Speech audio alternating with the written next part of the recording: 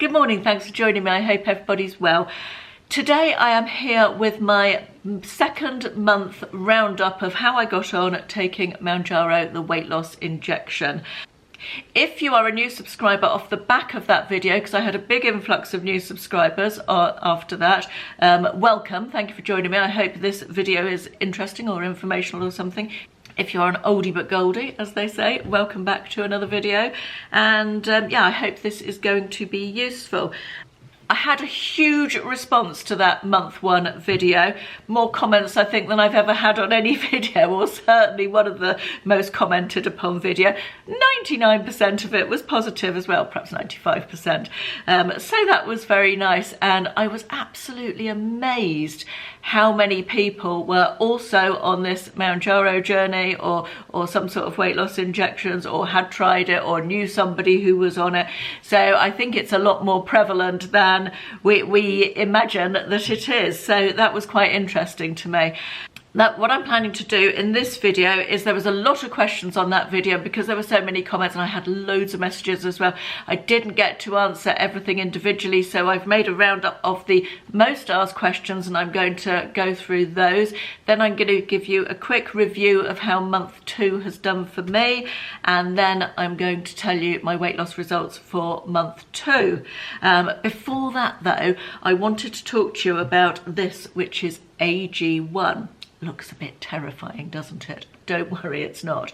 Weirdly, this was initially recommended to me by one of you guys, by a subscriber, and on that very same day, the company had actually reached out to me and asked me if I would like to try this. And as I am currently, as you know, on a journey to improve my health, because for me this is, as I've talked about last month, this Mounjaro thing is not just about losing weight, not just about the physical thing. It's very much for me a journey to improve my overall health.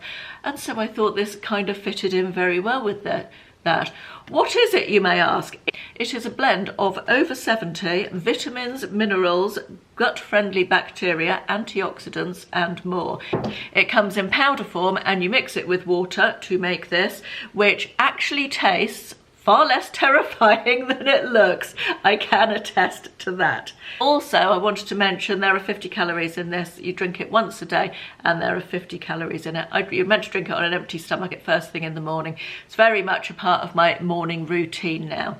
It's got loads of benefits. The ones that were most of interest to me were the fact that it's meant to improve energy and focus.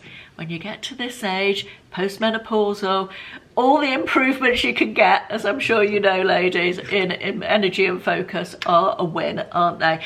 And I have definitely noticed in that regard a great improvement in my post-lunch slump. I've just started my 3rd week on this now, and certainly during week 2 last week, I noticed that I wasn't getting that, I've talked about it before, that usual post-lunch slump when I just want to go and lie down and curl up and do nothing.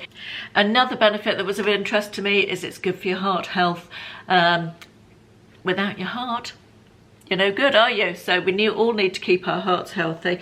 And apparently it's also good for skin, hair and nails. As I said, I've only been on it for 2 weeks, so I haven't noticed any changes yet, but I'm very hopeful. As we age, again, we need some help with our skin, hair and nails, don't we? Now, if you're interested in trying AG1, I'll pop a QR code on the screen here. There's also a link down in my description box. You can get a free welcome kit with your first purchase worth £69. I'll show you what you get. You get this shaker with the screw top lid, which you can also drink it out of, obviously. You get the storage tin for your powder, and that comes with an AG1 scoop. It's got powder on it because I keep it in the powder, so you get a little metal scoop there. You also get 5 really handy travel packs of individually portioned AG1, and you get a bottle of vitamin D3 and K2 liquid food supplement. So as I said, QR code on the screen if you're interested, and link in the description box, and thank you to AG1 for sponsoring this part of today's video. Right, let's get into some of the questions that you asked me in the comments on the last video. So I'll cover the one that lots of people messaged me about first, and also left comments, some nice, some not so nice, which was about the first death in the UK. Now, it was worded in a particular way, not as a direct result from taking Mounjaro, but Mounjaro was a contributing factor, and a lady died a couple of weeks ago. Obviously extremely sad, awful for her and for her family. And I've been asked so many times how I feel about that and if it's going to stop me taking it. The short answer is no, it's not. I think we have to put into perspective the fact that people die from adverse reactions to medications on a daily basis, I think it's fair to say. I mean, people do die from adverse reactions, unfortunately, to even over-the-counter medicines, paracetamol, ibuprofen. But I think a really good way to put this into perspective is to look at the fact that in the UK, this is a statistic I've got from the Government Office of National Statistics website. In the UK, sorry, in England, actually, in 1 month, December 2022, 59 people died in England, 59 in 1 month from adverse effects to the injection for the recent pandemic, the 2020 pandemic. I'm not going to say the word because I think there are search and destroy bots on YouTube that might mute that if I do. So yeah, but 59, and that is a medication which is still being promoted by the government. I had a text message last week suggesting I got another dose of that, you know, and people are very happy to still take that. So I think a little bit of perspective is required. But obviously it's a very personal choice and you do you type of thing, you know. The next question I was asked was what sort of diet I'm on. I can't remember if I touched on this in the first video, but I am just trying to eat more healthily. I don't anymore have the desire to snack, which is great. I mean, I do have the occasional snack through the day, but I don't have that all-consuming desire to snack. I don't eat breakfast during the week. Sometimes I do at the weekend, but if I do, it's not very much of anything. I have lunch and I have dinner and perhaps one small snack in between, but not always. And I just try and make those meals well-rounded and not too high in fat and not too much in the way of processed food. I want to end up in a place where I have a healthier lifestyle, and I think a diet that encompasses a bit of everything that I enjoy, rather than cutting out this or saying you're allowed so much of that, and just works better for me. So that's what I'm doing diet wise. I was asked how much water I'm drinking a day. I'm quite a big water drinker anyway, whether that's water by itself or sometimes with cordial fruit squash in it.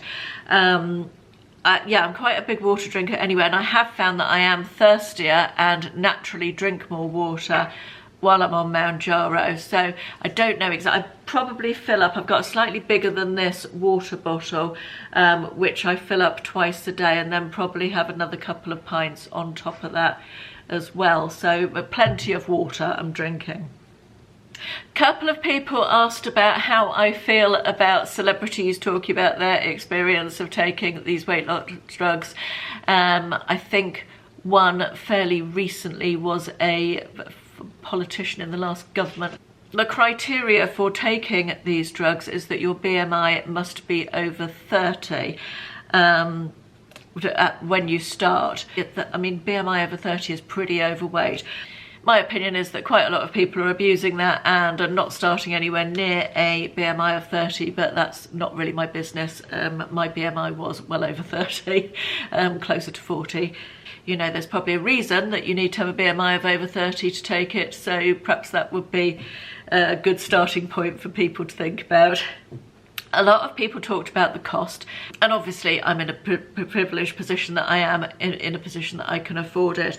The waiting lists on the NHS in my area just to even get to a weight management clinic, not to get it prescribed, are around 3 years. So for me, that would be another 3 years. I'd be nearly 60, and as I'm in a position to afford it now, I decided to make a start on it now, thereby freeing up the place for somebody who can't afford it in my opinion, but that's, you know, again, possibly controversial, and I'll leave that there. The other thing I'd say about it is I have saved a lot of money that I would have spent on food. And this may not be the same for everybody, but I bought an awful lot of snacky food that I didn't need and am not really interested in anymore. And even the amount we eat at meals, I'm eating less for meals because I'm not as hungry. So I am saving money on my grocery bill as well. So that sort of helps towards it, if you like. So that's a consideration as well. A couple of people suggested that I have CBT and hypnotherapy rather than going down this route. I have actually tried hypnotherapy in the past for weight loss. It didn't work. Spoiler alert, here I am. It obviously didn't work. So that wouldn't be a route I'd be interested in trying again. I don't know much about CBT, but you know, never say never. I was also asked about alcohol. Had it had the effect of making me not want alcohol? And yes, it actually has. In the same way as I'm not that interested in food. I am still having a drink at the weekends, not as much as I was before, but certainly I'm having a couple of glasses of wine and enjoying that on a weekend. But previously, during the week, I would almost always, I wouldn't always have one. I tried to keep my week time drinking to just on a Wednesday night previously, and most of the time I was successful with that, unless it was a particularly stressful week. But yeah, it has had the effect of making me less interested in having a drink, and I think other people have said that as well, that I've seen in various groups and discussion forums about it. So that's quite a nice side effect. That I like that one. A couple of people asked me if my GP is aware that I'm taking it. The company that prescribes it for me online, again, can I just say, I'm not going to tell anyone where I get it from. It doesn't feel comfortable for me to do that. I think it's very, very, very important to do your own research about taking any sort of prescription drug, and I don't want to feel like an enabler. And I feel like telling you where I get it from would be a bit enabling. And can I also add that please don't message me saying, yeah, but can you just tell me where you get it from? Because you're just putting me in a position that makes me feel really awkward and embarrassed about it. So please don't. Can I just ask that nicely?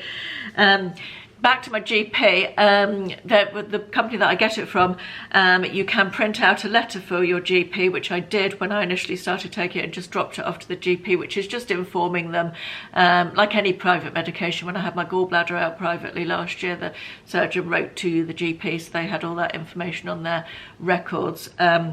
So yeah, I just dropped the letter off to the GP, and presumably they've done whatever they needed to do with it. A few people asked me about my long-term plan. I don't have one at the moment. I have a lot more weight to lose. I think thinking too far ahead is, I'm quite an overthinker anyway. So I'm trying to think of it week by week, see how I get on, and I don't need to be formulating a long-term plan at this stage, I don't feel. There was a little bit in the comments of, oh, you just fat lazy people taking the drug from people who need it, which I don't want to spend a whole load of time addressing. But let me just say that Mounjaro is approved by the NHS for use in both diabetes and weight loss in this country. It's not a drug that's just for one group of people. It is a drug approved for both of those things. As I said, after 25 plus years of trying mostly unsuccessfully to lose weight, the thought that I could pay and try this and perhaps be successful, you know, perhaps that's going to stop me getting diabetes, because I was probably on that path, let's be honest. And if I can take a drug that's approved by the NHS for weight loss, whether I have to pay for it or not, that to me is well worth it. So that's where I'm at with that. Right, I think that has covered all the questions, or the majority of the questions that I was asked. Let's just talk about my month 2 then. I'm now 8 weeks in. I've done my final weigh-in of the 8 weeks this morning, so I've started on month 3's injection this morning. At the beginning of month 2, I went up to 5 milligrams of Mounjaro from the initial 2.5. 5 milligrams has worked well. I haven't noticed an increase in the amount of sort of suppression of my appetite, but it has remained fairly constant, I would say. My head sometimes tries to find ways around it, and just what my head wants to slip back into old habits, even though my body isn't feeling hungry, if that makes any sense. I suspect if you have eating issues like mine, perhaps you know what I'm talking about. And sometimes I'll allow myself a little bit of something, but a little bit tends to be enough now, whereas that previously there was that great gaping hole constantly wanting to be filled. A little bit of something gives me the satisfaction that my head was looking for. I don't know if that makes sense or not, but yeah. Side effect wise, the first couple of 5 milligram jabs, I had a tiny little bit of nausea the first days, but nothing serious at all, just the odd sort of feel a bit ugh. I mentioned at the end of last month that I had some issues with constipation, and my mother recommended this Psyllium husk, which I'll link this below, I get from Amazon. Bloody brilliant. That has really sorted it out. I take it every day. I've got the 700 milligram one, and you can get one dose down from this, but what I've been doing is take, because one dose is 2 capsules, so I've been taking 2 capsules one day and 1 the next day, and that is keeping things very regular, let's just say. So I recommend this. We did have a weekend away this month. I found it really easy to control my eating. I find that if I have a couple of glasses of wine, I'm less interested in eating. So it's sort of an either or type thing, which is fine. That works well. But I didn't find it hard at all, or a hardship, to make good choices from the menus that when we ate out. I didn't find it difficult at all, and I enjoyed what I ate, although I don't think I finished a plate of food the whole time we were away. Right, let me tell you about my weight loss for month 2. I've got it written in my notes. At the end of month 1, I had lost approximately 12 pounds, I think it was. So we've got 4 weeks in this second month. The first week I lost 1.8 pounds. The second week I lost 2.4 pounds. The third week, which was the week where we'd had the weekend away, was 1.2 pounds. And the fourth week was 3 pounds. So that gave me a total of 8.4 pounds loss in month 2, which has given me an ongoing total of, sorry if I'm looking down, I've got it all on my phone here, an ongoing total of 1 stone, 7.2 pounds, or if you don't operate in stones, 21.2 pounds. I'm really happy with that. I feel like I'm losing now a really sustainable weight. It averages out to around 2 pounds a week, which I'm really happy with. I'm still eating food that I enjoy. I'm definitely eating better. I'm feeling better in myself. But the best thing of all is that my Mounjaro is also anti-inflammatory, as well as helping with diabetes and being good for weight loss. Mounjaro is anti-inflammatory, which obviously arthritis, as you know, is inflammation based, and I can actually see the difference in my left knee now. It was so swollen for years, and I can literally see the difference, and that to me is the best thing. There's also less pain in it. When I walk, it's easier to walk. I don't usually by this time of year, because arthritis is affected by the damp and the cold, usually by this time of year I've really got it's not great, and it's been feeling better, and just the fact I look down at my knee and it's less swollen is making me so happy. Honestly, the whole thing is worth it for that alone. But so feeling very positive. I'm going into month 3 now. I'm sticking at the 5 milligrams for now. During month 3, I do have my cruise coming up. We've got 3 days in New York, followed by a 7-day transatlantic cruise. And I have made a decision as to what I'm going to do with regards to this. I'll talk about that in next month's video, so as not to make this one too long. So it will be interesting to see how we get on. If I'm being honest, if I could come out at the end of month 3 with it at a similar weight to what I am now. What I'm saying is I would like not to put on any weight. That would be my goal. I don't think that's gonna, I don't know how realistic that is, but we shall see. Anyway, thank you for joining me for this one. I hope you've enjoyed it or it's been useful, and I'll see you again in the next one. Bye bye.